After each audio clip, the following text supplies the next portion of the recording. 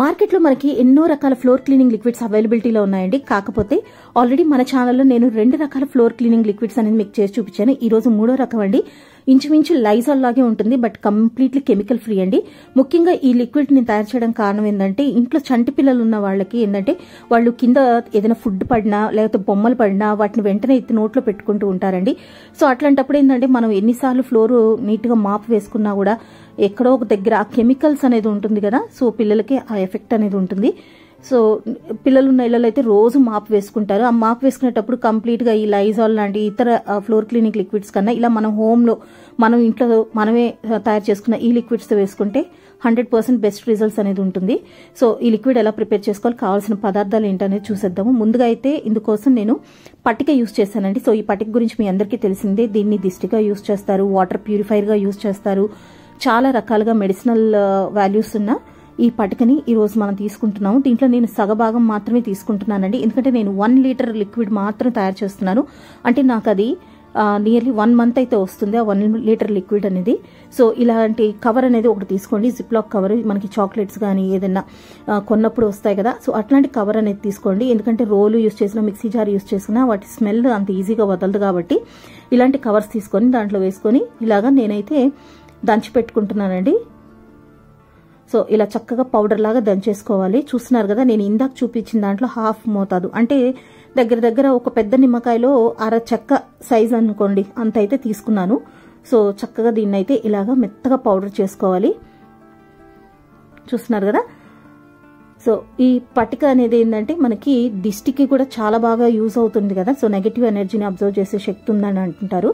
అలాగే వీటితో పాటు ఇప్పుడు ఈ పట్టికతో పాటు నేనైతే కర్పూరం, చూస్తున్నారు కదా, ఇది మనం దేవుని మందిరంలో యూజ్ చేసే కర్పూరము. ఇది ఒక 10 బిళ్ళలు తీసుకున్నాను. అలాగే 1/2 స్పూన్ రాళ్ల ఉప్పు తీసుకున్నానండి. రాళ్ల ఉప్పు అనేది మీకు ఎలా పనిచేస్తుందో తెలుసు, నెగటివ్ ఎనర్జీని బాగా ఇది చేస్తుంది. అలాగే మనం జనరల్ గా ఇల్లు మాప్ పెట్టేటప్పుడు జస్ట్ ప్లెయిన్ వాటర్ లో ఒక 1/2 స్పూన్ పసుపు, ఒక 1/2 స్పూన్ రాళ్ల ఉప్పు వేసేసుకొని మనం ఇల్లు మాప్ వేసుకున్నా కూడా చాలా రిఫ్రెషింగ్ గా ఉంటుంది.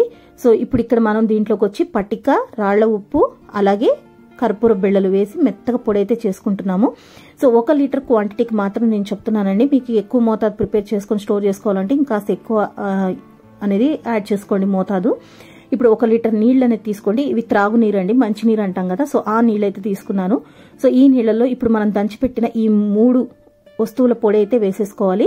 పట్టిక, ఇంకా కర్పూరము, ఇంకా ఉప్పు. పట్టిక ఉప్పు అయితే కలిసిపోతుందండి. కర్పూరం అంత తొందరగా కలవదు, దానికి ఎవాపరేటింగ్ గుణం మాత్రమే ఉంటుంది కాబట్టి సో దాని ఫ్లేవర్ అంతా కూడా వాటర్లోకి బాగా అబ్జర్వ్ అయిపోతుంది. సో అది తేలడం వల్ల ఏం లేదండి, మనం స్టోర్ చేసుకుంటాం కాబట్టి అది అలాగే ఉంచుకోవచ్చు, లేదంటే వడబోసైనా తీసేసుకోవచ్చు మీరు ఈ లిక్విడ్ని. సో కొంత భాగం అయితే నీళ్ళలో ఇలా తేలుతుంది. ఇప్పుడు ఈ మిశ్రమం అంతా చక్కగా ఇలా కలిపేసుకున్న తర్వాత వీటిలోకి మిగతా పదార్థాలు ఏంటో చూద్దామండి. అవి కూడా ఏమి అంత దొరకని వస్తువులు అయితే కాదు, మన కిచెన్ లో ఎప్పుడు మనకు అందుబాటులో ఉండే వస్తువులే తీసుకుంటాము. చూడండి, కర్పూరం అయితే కాస్త పైకి తేలింది. సో తర్వాత ఇందులోకి వంట సోడా, క్లీనింగ్ ఏజెంట్ గా పనిచేస్తుంది. ముఖ్యంగా మనం వంటల్లో దీన్ని పులియబెట్టడానికి బాగా వాడుతుంటాం ఫర్మెంటింగ్ ప్రాసెస్ లో. సో ఈ వంట సోడా వచ్చి 1 స్పూన్ వేసుకున్నాను. తర్వాత వెనిగర్ అండి. సో దీని బదులు నిమ్మరసం కూడా పిండుకోవచ్చు అండి. కథం మనం స్టోర్ చేసుకుంటున్నాం కాబట్టి నిమ్మరసం కన్నా వెనిగర్ బెటర్. ఇది వచ్చి 1.5 క్యాప్ అయితే వేసుకున్నాను. అలాగే 1/2 స్పూన్ దాకా పసుపు వేసుకున్నానండి. సో పసుపు ఎందుకు వాడతారో మీ అందరికీ తెలిసిందే కదా.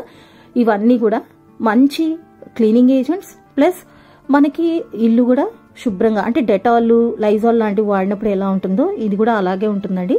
సో ఇవన్నీ కూడా చక్కగా ఇలా మిక్స్ అయిపోయిన తర్వాత వీటిని మన దగ్గర ఉన్న బాటిల్స్ లో స్టోర్ చేసుకోవడమేనండి, పోసి స్టోర్ చేసేసుకోవడమే. నేనైతే ఇలా ఒక బాటిల్ తీసుకున్నాను, ఇందులోకి పోసి పెట్టుకుంటున్నాను. ఇది 1 మంత్ అయితే యూజ్ అవుతుందండి నాకు.